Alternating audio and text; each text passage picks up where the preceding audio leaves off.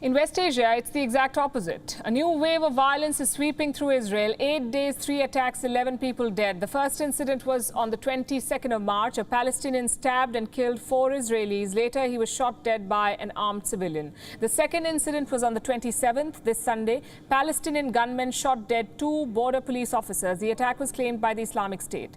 The latest incident was on Tuesday. A lone gunman killed 5 people in Tel Aviv. Later, he was shot dead by the police. These 3 attacks were not linked to each other, yet there is a pattern here, a pattern of rising violence. In each case, Israel responded in kind. Earlier today, they carried out a raid in the West Bank. 2 Palestinians were shot dead. Now, we know how volatile this conflict is, how quickly it can escalate, and right now, that's where things are heading. Let me show you some pictures. Massive crowds are turning up for funerals. There are protests, there is mobilization. None of this bodes well for the peace process. And just to be clear, these are terrorist attacks. Nobody is defending them. Israel has every right to crack down hard. Even Arab states are in full support. I would like to point out that we completely and utterly condemn any kinds of violence, as we've witnessed so many tragic attacks on civilians on both sides, and especially what happened last night. I would like to start by reiterating Morocco's strong condemnation of the terrorist attacks of yesterday in Hadera and present our sincere condolences to the victims and our wish of recovery to all the injured. Our presence today is, I think, the best response to such attacks. There is global condemnation of these attacks, so Prime Minister Naftali Bennett has a free hand. He has ordered 1,000 soldiers into Palestinian territories, but their mission is tough. Because next month, April, is rather special. 3 festivals have bunched together. Ramadan for Muslims, Passover for Jews, and Easter for Christians.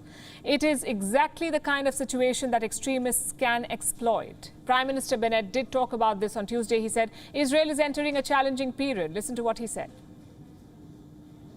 We are at the start of a challenging period. We are experienced with terrorism since the beginning of Zionism. They didn't break us then, and they will not break us now. The secret of our existence is our solidarity and our determination to safeguard the home we have built at any cost.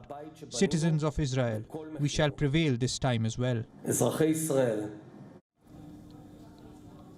And that's not all. The Prime Minister had a suggestion for his citizens, an ominous suggestion. He's asking Israeli citizens to arm themselves. To quote him, whoever has a gun license, this is the time to carry it. This is the Prime Minister speaking.